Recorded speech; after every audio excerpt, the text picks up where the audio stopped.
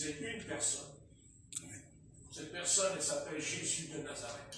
Amen, alléluia. Et quand on parle de Jésus de Nazareth, on ne parle pas de Jésus-Christ. Parce que Jésus-Christ, il n'est ni catholique, ni protestant, ni méthodiste, ni baptiste, adventiste. Non.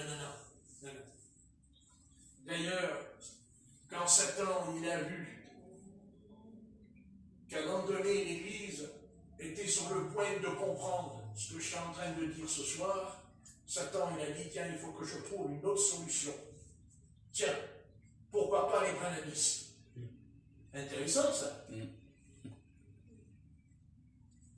C'est intéressant, ça. Les branhamistes. Donc, vous voyez, ils cherchent toujours quelque chose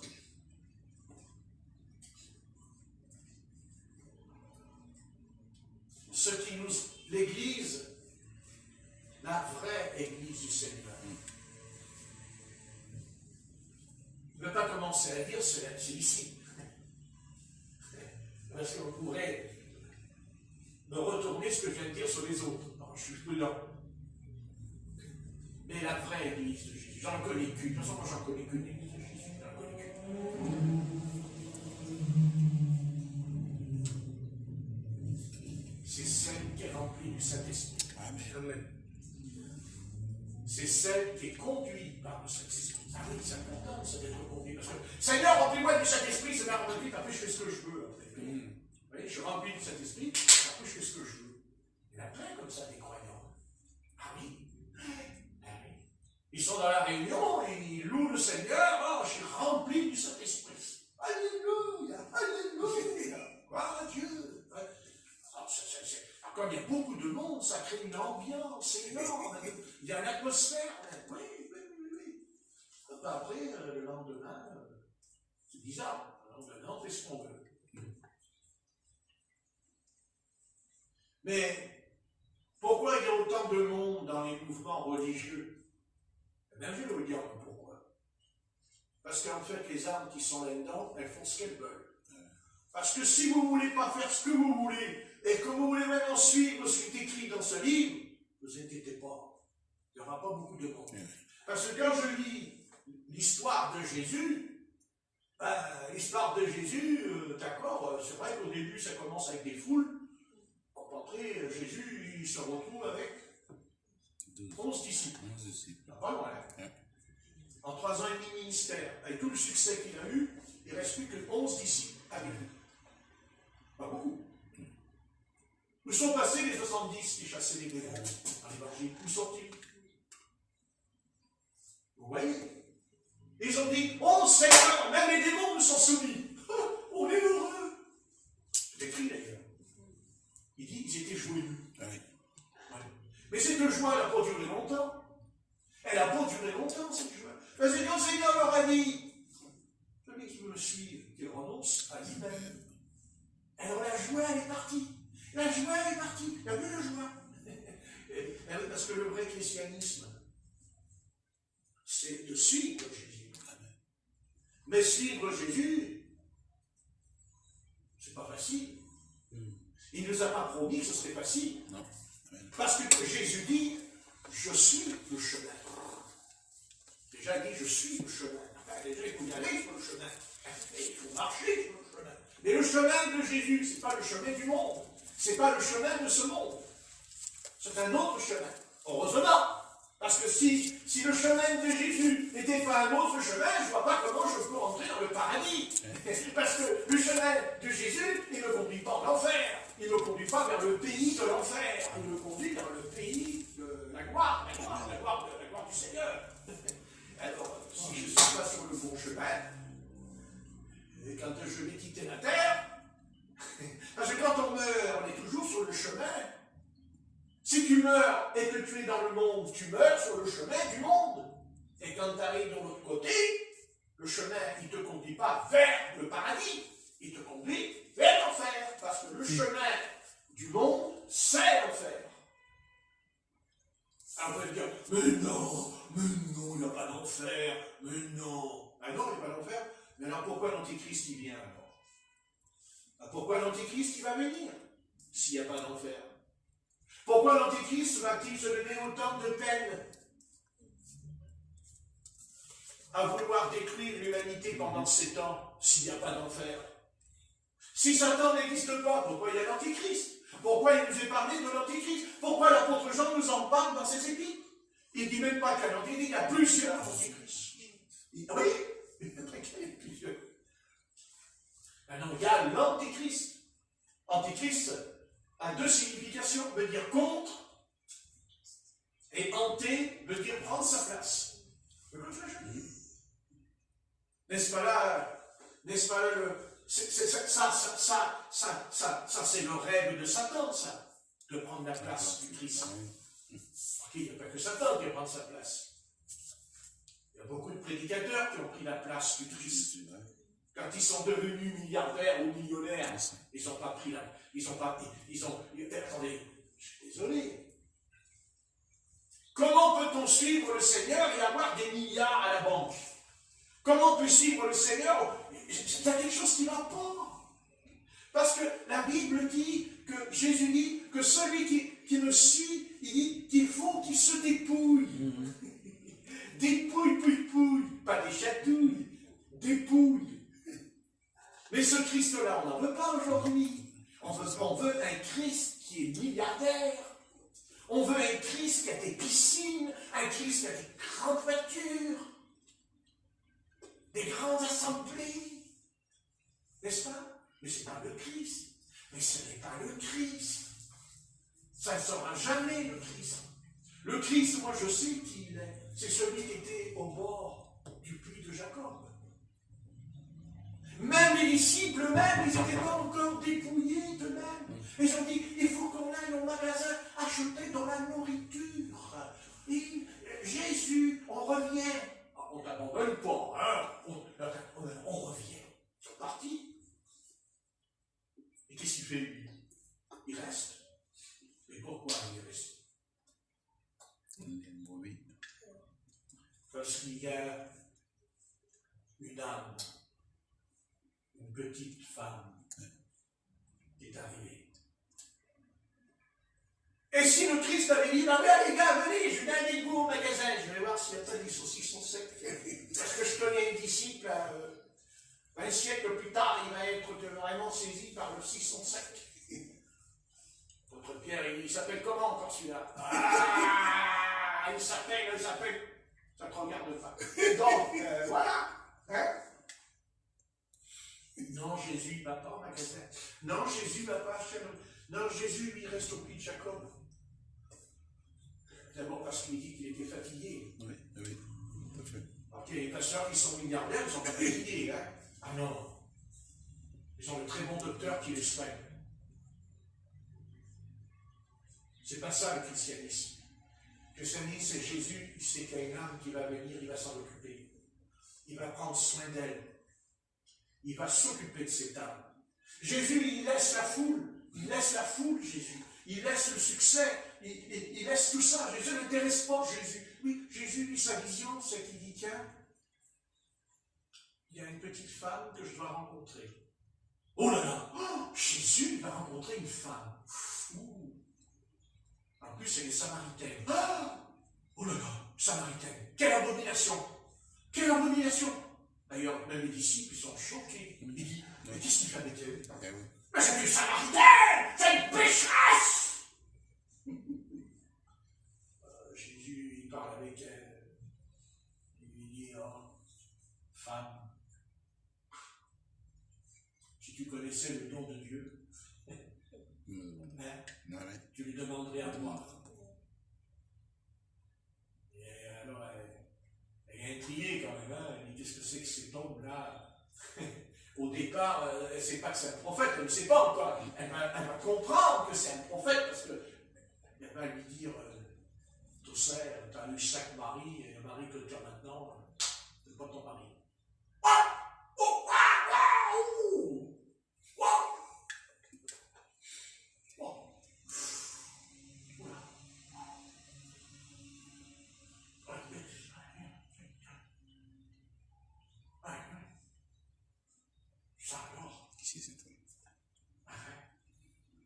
Elle en a eu 5, elle était déçue.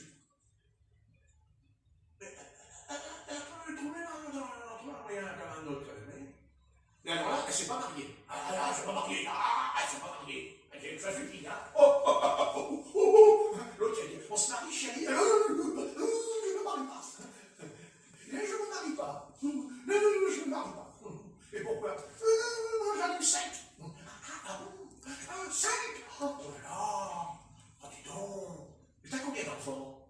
j'en ai pas. Ça n'a pas d'enfant, heureusement. Hein. Alors là, tu aurais une grande église, tu aurais une très grande église, au chapeau, une grande église. Tiens, bon anniversaire. Bon anniversaire, mon chapeau. Une grande église. Non, Jésus, ça ne l'intéresse pas. Jésus, ce qui l'intéresse, c'est son âme. Amen. Jésus, lui, il va purifier son âme, il va laver son âme. Il ne la condamne pas, il ne la juge pas. Amen. C'est pas vrai. Il va loin, le Christ, en elle. Mais elle aussi, elle va aller loin. Elle dira, je vois que tu es prophète. Et après, elle dira, tu es le Christ. Et oui, je le suis. Moi qui te parle. Et oui. Alors, il y a les disciples qui arrivent, là, ça arrive, parce que les disciples, ils arrivent à la fin de la réunion. Les disciples, oui. Eux, ils arrivent quand la réunion est finie. Il n'y a pas de chrétiens comme ça aujourd'hui. Hein. Ah non, il y en a plus sur la terre. Des chrétiens qui arrivent quand la réunion est finie. Alors, il n'y a que des chrétiens qui ne viennent pas à la réunion. Mais réunion. Au loin, il regarde, il dit, qu'est-ce qu'il est en train de faire, le mec? Il parle avec une femme. Oh, il parle avec une femme. Heureusement qu'il était là, pauvre femme. Qu'est-ce qu'il n'aurait pas fait? N'est-ce pas? Au lieu de dire, allons lui parler de notre Sauveur, allons lui parler du Maître. Pas du tout. Alors ils arrivent, ils sont là. Alors monsieur, au loin, ils parlent au loin, pas au près. Parce que quand ils sont au près, ils ne lui disent pas. Ils ne lui disent pas. Tu parles avec une femme. Vous pouvez lire le passage dans l'évangile de Jean. Non. C'est quand. Non, c'est au loin qu'ils disent. Espèce d'hypocrite, là. Parce qu'ils ont été hypocrites, là, puisqu'ils ne le disent pas en face de lui. Hein? Ils s'assoient, et du coup, ça pas ce qui passe. Il dit, ils gardèrent le silence. Ok, c'est mal poli de manger, de parler la bouche pleine. C'est sûr, c'est très mal poli. Hein? Et lui qui ne parlait pas, il mangeait. Et alors, à un moment donné, il regarde le Christ. Il regarde Jésus de Nazareth. Jésus de Nazaréen, regarde. Qui n'avait ni beauté ni éclat pour attirer le regard. Alors, mais il le regarde quand même. Alors, il y a un disciple, un disciple, les disciples, au pluriel. Il dit, dis donc, maître, tu manges pas? Tu manges pas? Jésus, il faut manger. Mon petit Jésus, tu vas m'écrire. Déjà, t'es maître. Il faut manger, Jésus. Jésus, il dit, ma nourriture, c'est de faire la volonté de celui qui m'a envoyé. L'arc. Hein? Amen. C'est pas beau, ça? Amen. Ben, faites-le ce soir chez vous. Ce soir, c'est la volonté de Dieu que je ne mange pas. Votre estomac, il va dire la volonté de Dieu, tu la feras dans 20 ans. Hein? Quand il sera mieux. Hein? C'est pas beau? Est-ce que c'est pas beau? Oui, tout à fait. C'est pour vous expliquer, Jésus, c'est pas ce Jésus que vous avez vu dans les vidéos qu'on vous expliquait, c'est pas ça. Jésus, c'est pas ça, Jésus. Et je prendrai un dernier exemple, parce qu'il y a un disciple qui a été connu, Lévi, mais qui n'était pas un apôtre. C'était pas un apôtre, c'était un évangéliste. Vous le connaissez? Plus tard, c'est l'école biblique ici. Donc, c'est Philippe. Philippe. Intéressant, Philippe. On est étonné que Philippe a été enlevé et qu'il s'est promené dans le ciel et il s'est envoyé 50 kilomètres. Si aujourd'hui ça arrivait, il y aurait toutes les caméras de la planète pour filmer, vous savez. N'est-ce pas? Hein? Lui aussi, il y a du monde avec lui. Au revoir, bonjour. Lui aussi, il y a du monde. Il y a plein de monde autour de Philippe. Vous avez qu'à dire, les démons sont chassés, les malades sont guéris, tout. Il y a même Simon le magicien, il prend le baptême d'eau. Purée, rendez-vous, un magicien qui prend le baptême d'eau. Faut le faire. Il faut le faire. Mais il y a un ange qui dit, tu t'en vas. Mais je ne veux pas m'en aller. réveil, Seigneur. Je suis en plein réveil. Mais enfin, il y a la gloire. Mais c'est pas possible. Mais Seigneur, mais je ne peux pas m'en aller. Et puis c'est pas ça. C'est que tout à l'heure, j'avais passé la bannière. Parce qu'il faut qu'il me donne la dîme et l'offrande. Et si je m'en vais, j'aurai pas la dîme et l'offrande si je m'en vais. Mais Seigneur, qu'est-ce que tu fais? Mais pourquoi tu me dis de m'en aller? Tu veux que je rentre chez moi, rejoindre mes 4 filles qui prophétisaient? Non. Mais je dois aller où?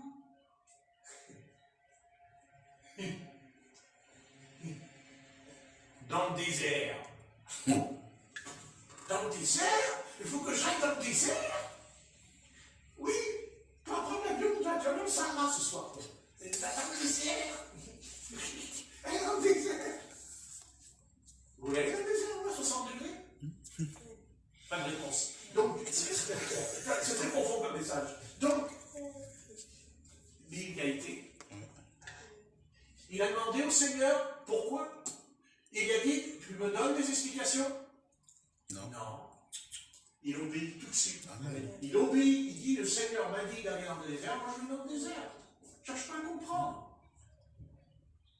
Il abandonne tout, le ministère, la gloire, le succès, il s'en va dans le désert. Mais à un moment donné, le Seigneur, il lui dit, là-bas, il y a un char. Ah oui, il y a un char dans le désert. Et qu'est-ce qu'il fout ce char dans le désert? C'est pas possible, il y a un char dans le désert. Il n'y a personne dans le désert. Il y a un char. Mais à un moment donné, le Seigneur lui a dit, approche-toi. Il s'approche, et il entend, il le voit. Intéressant. Je vous signale que ce n'est pas un juif. C'est pas un pharisien, c'est pas un sadducéen, c'est pas un docteur de la loi qui est en train de lire la Torah, car il lisait la Torah, Ésaïe 53. Et il a entendu. Et même le Christ lui a dit, monte dans le char, monte. Tu montes. Il est monté. Et dans le char, c'est pas un juif. Parce qu'à l'époque, ils étaient racistes, qu'est-ce que vous croyez? Qu'est-ce qu'il y avait dans le char? Un blanc, peut-être? Non. Ah. Un blanc, peut-être? Non. Ah. Et qu'est-ce qu'il va faire, Philippe? Il va le conduire au Christ. Il ne conduit pas des centaines d'âmes, il en conduit une. Peut-être que ce soir, tu es cette Samaritaine. Peut-être que ce soir, tu es cet Éthiopien. Peut-être que tu es seul. Quand je dis que tu es seul, ça ne veut pas dire qu'il n'y a pas du monde autour de toi. Mais peut-être que dans ta vie, au fond de ta vie, peut-être que tu es dans la solitude. Peut-être que tu souffres même de solitude. Mais sache que le Seigneur est là. Sache que Jésus est là. Tu ne le vois pas, il est là. Comme il était dans le désert, comme il était au puits de Jacob. Amen. Peut-être que tu as été au puits de Jacob. Les puits de Jacob qui représentent les puits dénominationnels, les religions. Peut-être que tu as été boire un de ces puits. Mais non, c'est pas ça, c'est pas ça. C'est pas ça. Non, il y a quelque chose qui ne va pas. Parce que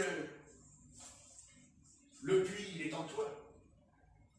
Parce que la source, elle est en toi.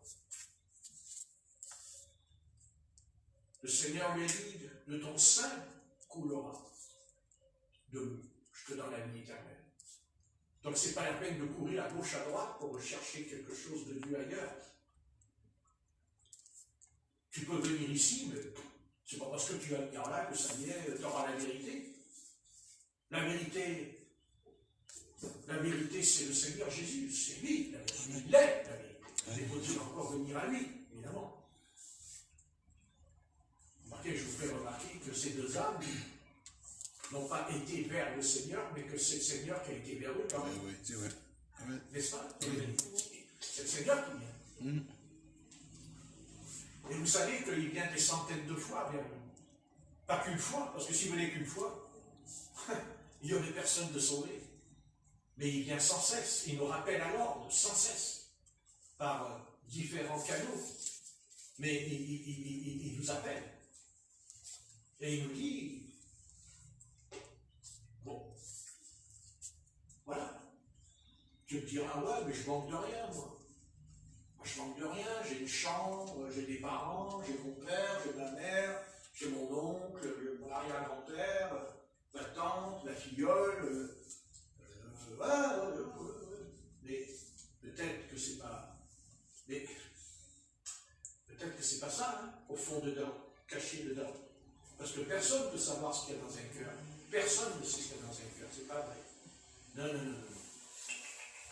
La Bible dit que c'est l'esprit qui sonde. Qui sont les cœurs. N'est-ce pas? Amen. Amen. Amen. Donc Dieu il connaît ton cœur, il te connaît. Mais, voilà. Personne nous force. Le Christ ne nous forcera jamais. Hein? Jamais. Jamais. Non, non. Non, non, non. Le Saint-Esprit, il ne force jamais quelqu'un à se convertir. Ça, c'est pas vrai. C'est faux. Non, non. Mais c'est... Vous savez, la Samaritaine, elle, c'était l'eau. C'était l'eau. D'ailleurs, c'est curieux que le Seigneur lui parle de l'eau alors qu'elle ne manquait pas d'eau, puisqu'elle avait le puits. Le puits. Et qu'elle d'abord, elle a été au puits pour aller chercher de l'eau. Donc, c'est curieux, par contre, l'Éthiopien, lui, c'est bizarre. Alors lui, qui avait besoin d'eau, puisqu'il est dans le désert, il n'y a pas de puits. Curieux. Et c'est curieux que Philippe ne lui parle pas d'eau. Philippe ne lui dit pas de ton sein sortira de l'eau. Il m'a dit ça, Philippe. Non. Son besoin, le besoin de l'Éthiopien, c'était de comprendre Isaïe 53. Car il a dit de qui parle le prophète? De qui parle le prophète là? L'Éthiopien. De qui parle? Quel prophète là? Il dit, mais de Jésus. De Jésus. Mais de Jésus qui est le Fils de Dieu. Pas seulement le prophète, le Fils de Dieu. Vous voyez? Les choses s'enclenchent en lui. Comme la Samaritaine. Alors je termine, parce que je sais que c'est bon, mais chacun ce soir ici, dans cette pièce, chacun ici, chacun de nous, même moi, d'accord? Même moi. Si la relation avec Jésus, elle est fausse, j'ai tout faux. Ben, j'ai tout faux. Et il y aura encore pire que vous. Moi, c'est encore pire que vous. Parce que vous vous rendez compte que moi, je prêche. Je prêche Jésus-Christ. Et moi-même, ça ne irait pas avec lui. Ce serait dramatique pour moi. Ce serait un drame. Moi, ce serait terrible. Vous vous rendez compte? Comme dira l'apôtre Paul, il dira, je tiens mon corps durement assujetti de peur, avoir prêché aux autres, je sois rejeté moi-même. Et même il ira encore plus loin. Lui qui a chassé les démons. Et pourtant il dit, un ange de Satan est venu dans mon oreille. Un ange de Satan, dit l'apôtre Paul. Oui, souffle. Il y a un souffle. Et là, il échappe dans la chair. C'est-à-dire une maladie. Et pourtant, c'était l'apôtre Paul. Et pourtant, il tenait son corps durement assujetti. Alors pourquoi il y a un ange de Satan qui vient souffler dans son oreille? Je vais vous dire pourquoi. Parce qu'il chassait les démons. Et quand on chasse les démons, on peut être blessé par eux.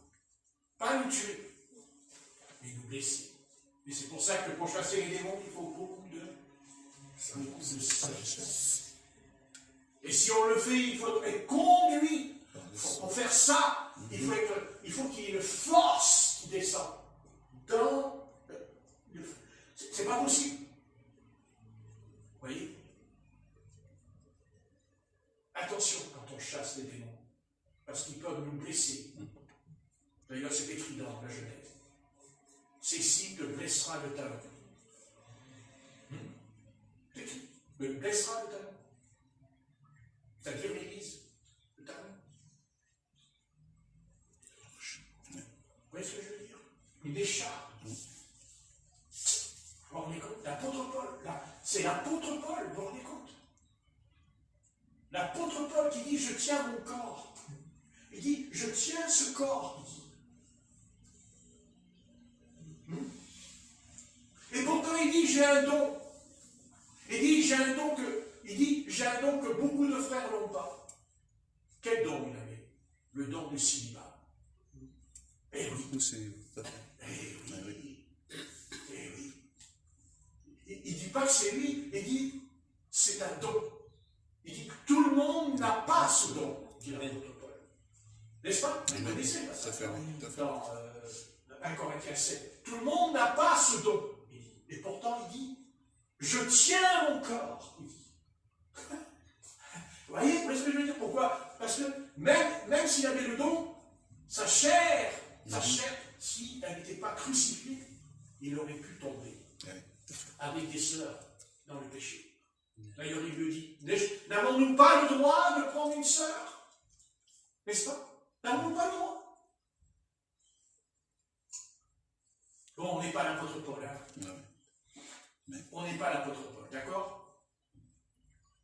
Mais il a quand même dit, il dit quoi? Il a dit qu'il fallait l'imiter quand même. Oui.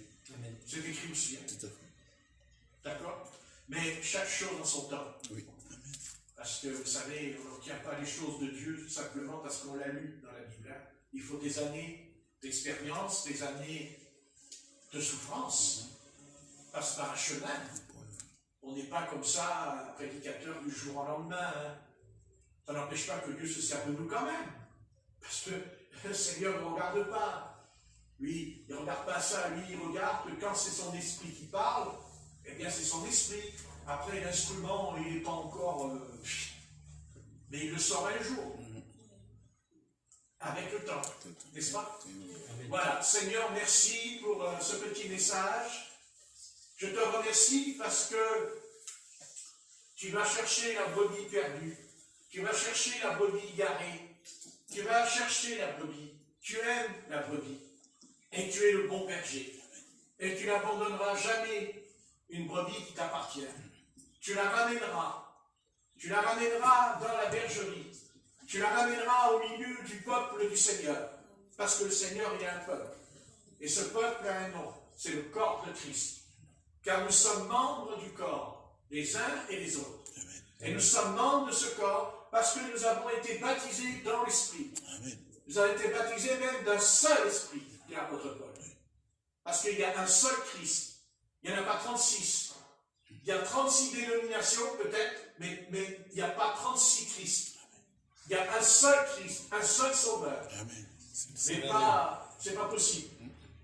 Il n'y a pas des églises. Il y a les églises locales, d'accord. Mais il y a une seule église. Amen. Une seule église. Jésus-Christ, qui est son église, qui est son corps. Son corps, c'est-à-dire nous sommes membres de ce corps. Nous sommes membres les uns et les autres. Et quand un membre s'en va, quand un membre ne vient plus à la réunion, il sort du corps. Il sort du corps. Et il est exposé à la malédiction. Il est exposé aux attaques des ténèbres. Et quand on revient dans le corps, on est protégé. Parce qu'on est dans le corps de Christ, les membres. C'est ce que dit l'apôtre Pierre. Il dit, nous sommes la maison de Dieu. Mais une maison ne peut pas se construire s'il n'y a pas de pierre. Maintenant, comme dira Jésus dans Matthieu 24, verset 1, il dit à Israël, au sujet du temple, il ne restera pas pierre sur pierre. Donc, le temple est détruit. Le temple est ruiné. Parce qu'il ne restera pas pierre sur pierre. Ça en est pareil pour l'Église. Si les pierres s'en vont, eh bien c'est ça, il n'y a pas pierre sur pierre pour construire le temple. Donc c'est la destruction. Seigneur, tu construis ton temple, pas celui que les Juifs ils veulent reconstruire. Ça, c'est ça c'est charnel. Ça c'est charnel. Ce qu'ils vont faire, c'est charnel. C'est pour ça qu'il y aura la guerre. C'est pour ça qu'ils vont beaucoup mourir, beaucoup ils vont mourir, parce que justement, le temple qu'ils construisent, ce n'est pas le temple du Seigneur. Non, certainement pas. D'ailleurs, l'Antichrist, il ne peut pas rentrer dans le temple du Seigneur. Ah non. Non. Satan n'entre pas dans le temple du Saint-Esprit. Non. Mais là, quand il dit qu'il rentre dans le temple, c'est un temple fait de main d'homme. Voilà. Et nous savons où ça les a conduits. À 2 reprises, il a été détruit. Parce qu'ils étaient rebelles. Comme ils le sont ce soir encore. Voilà. S'il y a eu cet attentat, moi je considère qu'ils ne sont plus protégés. C'est pas vrai. Quand on est protégé, on est protégé. Quand il pleut et que je me mets sous une cabane, je ne prends pas la flotte. Voilà, c'est simple. Protégé, pas d'eau sur la tête. L'eau peut tomber, mais je suis protégé. Eh bien, c'est pareil pour un peuple. C'est pareil pour chacun d'entre nous. Voilà. Si on reste dans la maison de l'Éternel, on sera protégé. Si on sort, on n'est plus protégé. On est exposé aux forces maléfiques des ténèbres. Maintenant, il n'est pas dit que ces forces ne vont pas nous attaquer. Au contraire, elles attaquent le corps de Christ. Elles veulent même entrer, mais elles ne peuvent pas. Pourquoi? Parce que le Saint-Esprit, c'est aussi le feu, la colonne de feu.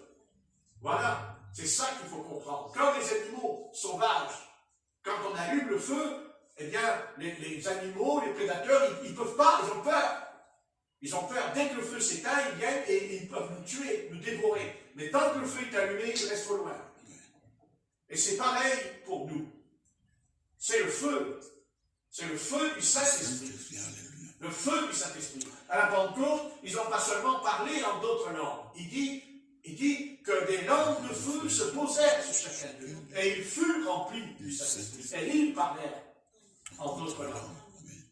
Donc, comme dira Jean-Baptiste, n'est-ce pas? Voilà. Et il dit, la paille sera brûlée dans un feu qui ne s'éteint point.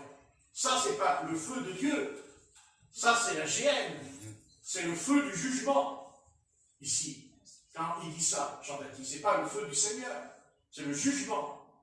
Il y a 2 feux dans la Bible. Il y a le feu de la colère. Vous voyez? Le Seigneur qui purifie, qui punit aussi par le feu pour nous sanctifier. Mais il y a aussi Satan.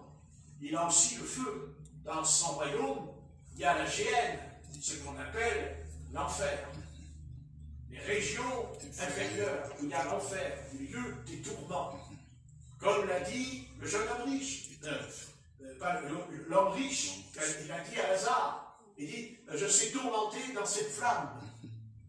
Dans cette flamme, il a dit. Vous vous rendez compte, son âme était dans une flamme.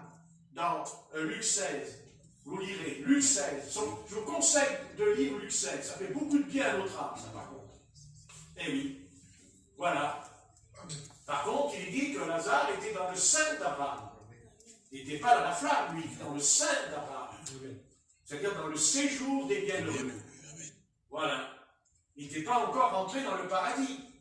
Il était dans le Hadès, il était dans le séjour des morts. Et dans le séjour des morts, il y avait 2 endroits. Il y avait le séjour des bienheureux. Ce n'était pas encore le paradis, attention. Il faut faire attention, ce n'était pas le paradis. Mais les âmes dans l'Ancien Testament qui se conduisaient bien, qui aimaient l'Éternel, qui suivaient sa parole, eh bien, ils mouraient, mais ils n'allaient pas encore dans le paradis. Mais ils n'allaient pas aussi en enfer. Ils allaient dans le séjour des bienheureux, c'est-à-dire, ils allaient dans le sein d'Abraham, le Père de la foi. Alléluia. Vous voyez? Mais nous, quand on mourra, on ne va pas en bas. Dans l'Ancien Testament, ils descendaient tous en bas. Ils allaient tous dans ces jours des morts. Mais il y avait un abîme. Il y avait une séparation.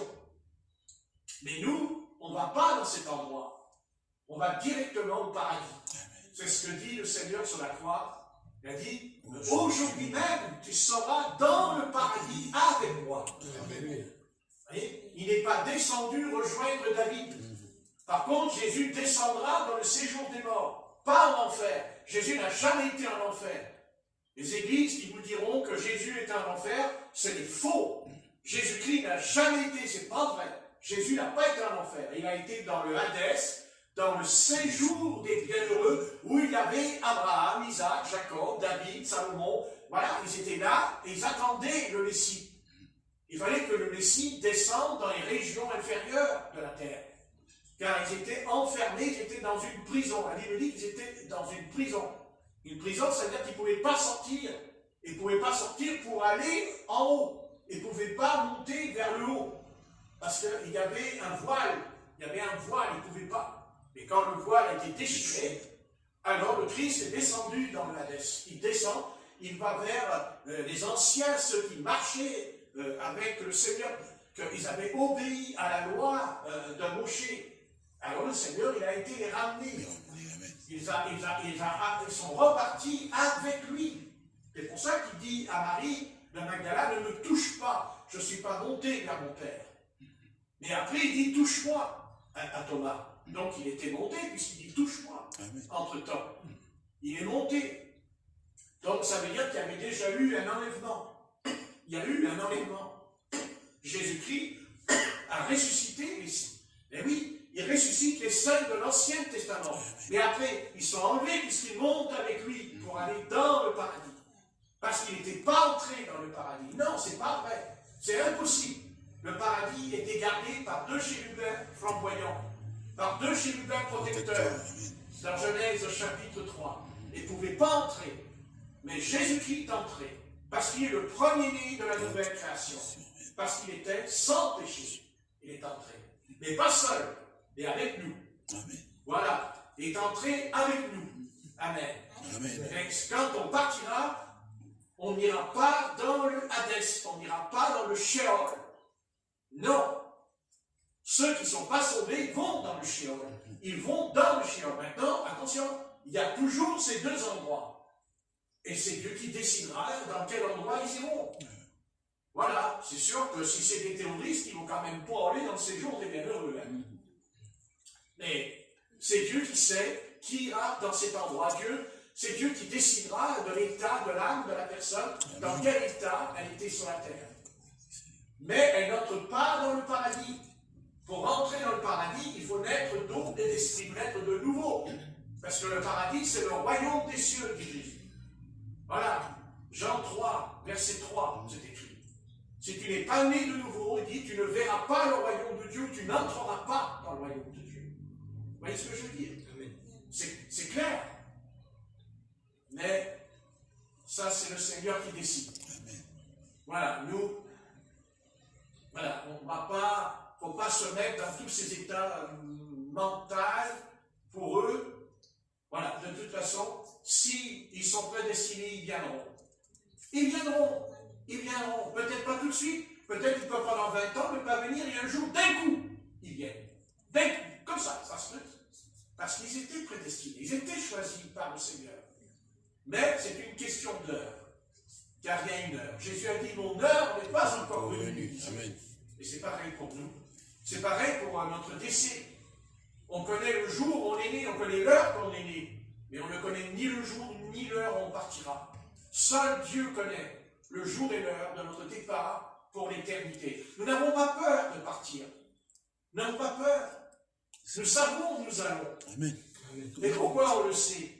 Parce qu'il y a en nous la substance de la vie éternelle. Il y a la substance, il y a la parole, il y a Christ en nous. On le sait, d'abord parce qu'on rejoint les rachetés. Parce qu'on ne peut pas rester sans eux. On ne peut pas. À un moment donné, on dit non, il faut que je retourne. C'est les rachetés de Dieu. Je suis un racheté. Je ne peux pas, c'est pas possible. C'est la famille comme une famille. Amen. Vous voyez? Amen. On est une famille, puisque Dieu est notre Père Céleste, un Père. Donc il a des enfants. Donc c'est une famille. Amen. Et ceux qui font partie de la famille de Dieu, même, d'accord, ils peuvent faire un petit tour, comme le fils prodigue. Oui. À un moment donné, il est parti, mais il est revenu quand même. Amen. Parce Parce que c'est le Seigneur qui l'a ramené. Parce que c'était son fils. Un fils Israël, désobéissant, rebelle pendant un moment, et c'est vrai, il a été rebelle, mais aussi, il en a payé le prix. Parce qu'il ne pouvait même plus manger comme tout le monde. Il mangeait la nourriture des animaux, des cochons. Bon. Voilà, quand il est revenu à la maison, il a pu manger la nourriture des cochons. D'abord, il le dit, ah, chez mon père, je mangeais bien. Et là, il dit, je mange mal. Mais pourtant, il avait tout l'héritage. Il a dépensé tout l'héritage. Voilà. Vous voyez, il a dépensé tout l'argent. Il a tout claqué. Ben, c'est ça le péché. Hein? L'argent et le péché, ça va ensemble. Hein? C'est mari et femme, hein, les deux. Hein? Ça va l'un avec l'autre. Vous comprenez? On ne peut pas être dans le péché si on n'a pas d'argent non plus. Hein? Parce que le péché, c'est de la luxure. Hein? C'est l'esprit de luxure qui est la Bible. Vous voyez? Non, mais il est revenu. Voilà, il est revenu. Donc, ça n'empêche pas de prier pour ceux qui sont partis. Je n'ai pas dit qu'il ne faut plus prier. Nous, on ne sait pas qui est prédestiné. On ne le sait pas. Quelqu'un qui dit, je sais que tu es prédestiné. Attends, tu es Dieu, toi? Ah bon? Tu n'es pas Dieu, tu ne peux pas savoir. Tu peux pas être. C'est impossible, tu ne sais pas qui est prédestiné. Voilà. Peut-être qu'on a quelqu'un à côté de nous dans notre vie, on dit, oh non, mais ça n'arrivera jamais. Tu n'en sais rien. Tu sais pas, peut-être que dans une semaine, dans un mois, tu ne sais pas pourquoi la personne de seul coup, là, elle vient au Seigneur. Amen. Parce que c'est Dieu qui décide. Alléluia. Oui? Amen. Amen. Et quant à nous, on persévère, puisqu'on a reçu la connaissance, puisqu'on a reçu la lumière. Donc maintenant, on persévère. Mais aussi, on doit être un modèle. Amen. Parce qu'il ne faut pas dire, ah, ben, ils ne sont pas prédestinés, alors moi, je marche comme je veux, je fais ce que je veux. Je peux aller dans le péché, de toute façon, ils ne sont pas prédestinés. Bon, mais si tu es dans le péché, toi non plus, tu n'es pas prédestiné. Je te signale quand même. Hein. Parce que tu ne peux pas être prédestiné et puis aller dans le péché. Hein. Ça ne va pas ensemble. Hein. Vous voyez? Tout concorde. Tout est en règle ce soir. Tout est en règle, c'est clair. De toute façon, quand c'est l'Esprit de Dieu qui parle, de toute façon, c'est très clair. Amen. Il n'y a pas d'ambiguïté. Il n'y a pas, il n'y a même pas, non seulement il n'y a pas les ténèbres, mais il n'y a même pas l'ombre. Il n'y a même pas les pénombres. Il n'y a même pas une pénombre quand Dieu lui parle. Vous voyez ce que je veux dire? Amen. Voilà, il n'y a pas d'ombre. Voilà, il n'y a pas d'ombre. Bien, maintenant, on va rentrer calmement, paisiblement, et puis on va tâcher de méditer tout ce qu'on a entendu, Amen. Réfléchir à tout ça, et ne perdons pas courage. Il faut garder le courage, parce que Paul a dit à Timothée, prends courage. Prends courage, Amen. Prends courage, voilà, parce que tu as vaincu, tu es vainqueur. Alléluia. Tu prends courage, et puis il a dit aussi qu'il fallait toujours être joyeux. Amen. Soyez toujours joyeux. Amen. Merci Seigneur. Voilà. Et si on n'est pas joyeux, ben c'est parce que soit on désobéit au Seigneur dans un domaine de notre vie, parce qu'on ne peut pas céder, ou alors c'est parce qu'on pêche. Quand on pêche, on n'a pas la joie. Ouais. Le salaire du péché, c'est la mort, dit la Bible. Il n'y a pas de joie quand on pêche. Il n'y a aucune joie. Personne n'est joyeux quand il pêche. Jamais. C'est impossible. Une âme qui pêche est tourmentée. Elle est tourmentée. Donc, si on ne va pas dans le péché, on n'est plus tourmenté. Parce que le Seigneur nous a dit, je vous donne la paix. Pas la paix du monde, Amen. Mais la paix qui surpasse toute intelligence. La paix à lui, sa paix, il a dit, en traversant le mur, dans la chambre haute, à Pentecôte. Il traverse le mur, il dit, paix mes brebis, paix mes agneaux, paix, paix, paix. Un peu comme aujourd'hui. Là maintenant, on devrait dire Shalom Halechem en hébreu. Ça veut dire que la paix soit avec toi. Que la paix soit sur Jérusalem. Y a-t-il la paix à Jérusalem? Non, il n'y a pas la paix. Il n'y a pas la paix à Jérusalem. Et pourtant, elle est appelée la ville de la paix, la ville de Sion. Mais non, Sion est malade. Sion souffre. Mais elle souffre surtout du péché. De ce sale péché. Ils n'ont pas encore compris qu'ils sont dans le péché jusqu'au cou, encore. Et ça ne s'empêche pas d'aller à la synagogue. D'ailleurs, le meurtre a eu lieu devant la synagogue. Oui. Comment penser? Ils ont dit que c'était la première fois dans l'histoire d'Israël qu'on assassine autant de personnes en sortant de la synagogue, devant la synagogue, qui est un lieu de prière, un lieu qui est censé être gardé par l'Éternel. Ils ont fait ça le jour du Shabbat. Oui, en plus. Mais c'est pas tout de faire Shabbat. Tu fais Shabbat, mais ton cœur, lui, il ne fait pas Shabbat. Voilà, c'est extérieur, c'est l'apparence, Shabbat. Et oui, puis après, dans ta vie, il y a le péché, il y a l'adultère, il y a la fornication. Vous voyez ce que je veux dire? Il y a des choses qui ne sont pas du tout à la gloire du Seigneur. Quand on voit Jérusalem comme elle est, c'est triste, ça ressemble presque à New York. On dirait qu'on est à New York quand on regarde Jérusalem. Voilà, ils ont voulu imiter aussi les nations. Ils ont copié sur les nations. Ils ont voulu être une nation moderne, comme les autres. Moderne. Ouais, moderne égale Satan, pour moi. Bah, tout ce qui est moderne n'est pas très bon. Hein. Bon, je ne pense pas que... Enfin, chacun ses idées, mais moi, personnellement, moi, esprit moderne, je m'en méfie. Quand on voit ce que ça a apporté, la technologie, aujourd'hui, quand on voit ce qui se passe aujourd'hui, avec tout ça, hein, donc, tout ça, c'est l'arbre, c'est le fruit de l'arbre de la connaissance du bien et du mal, n'est-ce pas? C'est tantôt bien, tantôt mal, quoi. Mais l'arbre de vie, il n'est pas tantôt. Il est ou il n'est pas. Voilà, il a la vie ou il n'a pas la vie. Alors l'arbre de la connaissance n'a pas la vie. Il ne peut pas avoir la vie, puisque c'est le bien et le mal. Ça veut dire que le bien et le mal, ça veut dire quoi? Ça veut dire que Satan dit ce qui est bien, c'est mal, et ce qui est mal, il dit c'est bien. Voilà, c'est ça justement l'arbre de la connaissance du bien et du mal. C'est de faire dire, c'est de dire, ah, mais les ténèbres, c'est la lumière. Non, non, les ténèbres, c'est pas la lumière. Et pas plus que la lumière et les ténèbres. C'est l'un ou l'autre. C'est l'un ou l'autre. Voilà.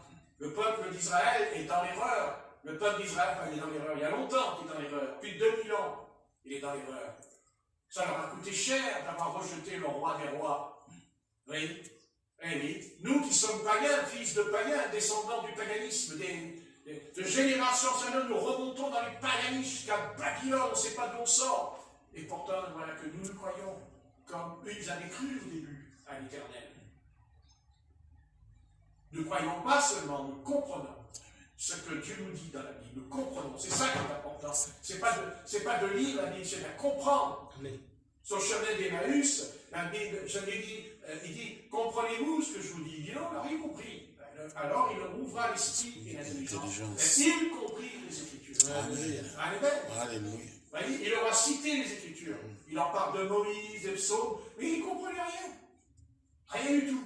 Alors, il leur ouvrit l'intelligence et ils ont compris. Ils ont compris, et pourtant il était devant eux. Il était devant eux et ils ne l'ont pas reconnu. Vous voyez? Ils ne l'ont pas reconnu. La seule chose qui s'est passée en eux, et c'est parce qu'ils étaient justement, ce qui s'est passé en eux quand ils disent, mais nos cœurs ne brûlaient pas sur le chemin quand ils nous parlaient. Mais parce qu'ils étaient des enfants de Dieu. Autrement, leur cœur n'aurait jamais brûlé. C'était des enfants de Dieu, ils étaient enfants de Dieu. Voilà, et le Christ les a rencontrés, comme il rencontre la Samaritaine, comme il rencontre l'Éthiopien, et là il n'a rencontré pas des étrangers, non, il rencontre ses disciples. Vous voyez? Il rencontre ses disciples. C'est différent. Eux-mêmes, il dira, oui, il y a un prophète qui était puissant en parole et en œuvre, il a été crucifié, il est mort, tout ça, et il était devant eux. Et ils ne voyaient pas que c'était lui. C'est incroyable quand on peut être aveuglé. Hein? Est-ce que nous aussi ne sommes pas des fois un peu aveuglés, comme ces deux disciples? Peut-être que les choses de Dieu sont devant nous, mais on ne les voit pas, on ne les comprend pas. Mais c'est vrai, il y a un temps pour tout. C'est vrai, il y a un temps, il y a une heure.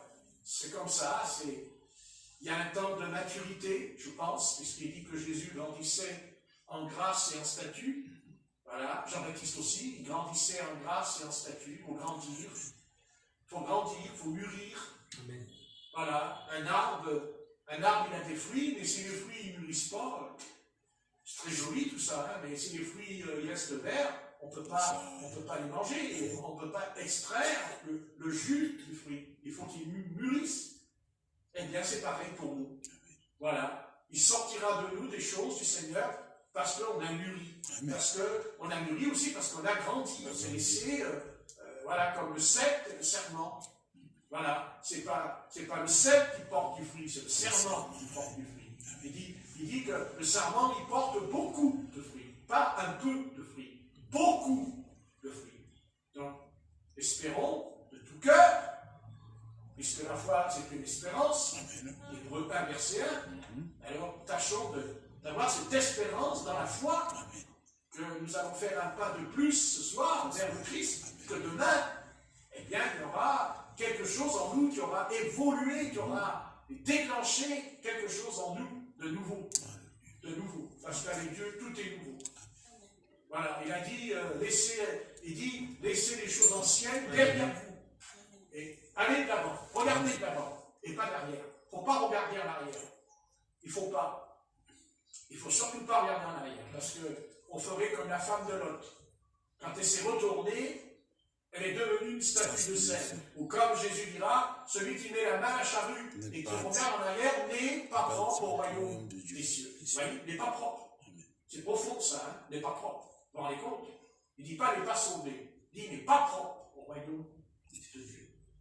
Voilà. Bon, merci Père éternel. Bénis-les, c'est ton troupeau, c'est pas mon troupeau. Puis moi je suis déjà une brebis. Et je vais être une brebis. Hein. Attention, hein. Oh là. Voilà, je suis une brebis. Voilà. Maintenant, peut-être que tu m'as appelé pour faire quelque chose, toi qui décides dans le royaume des cieux.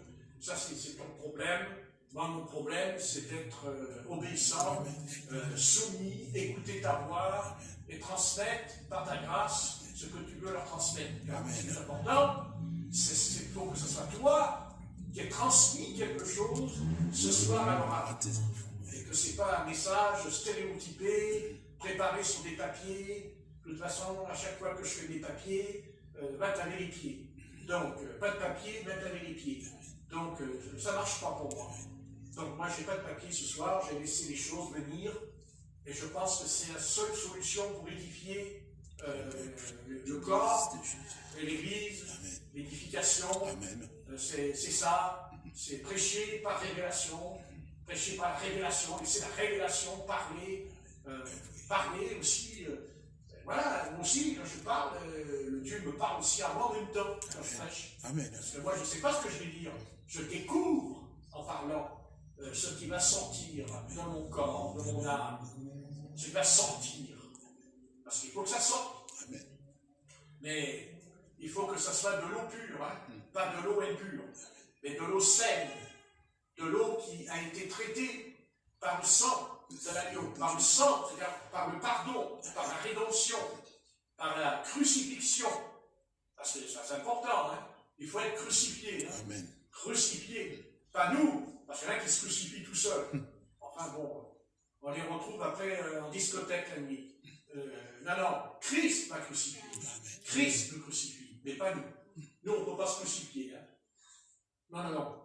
Il y a une certaine église qui dit justement qu'on doit se mortifier, tout ça, mais ça, c'est pas vrai. Hein? Ça, c'est faux. Non. On est crucifié par l'Esprit Saint. C'est l'Esprit Saint qui opère en nous la mort de Christ. C'est pas nous, c'est le Saint-Esprit qui fait cette œuvre. Voilà, c'est différent. Voilà, c'est ça, c'est le Saint-Esprit qui travaille au fond de nous.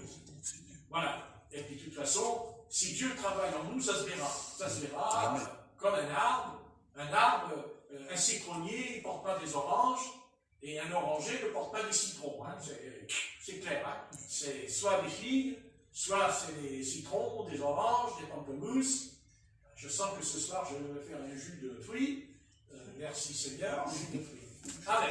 Amen. Voilà. C'est une drôle de prière, mais c'est comme ça.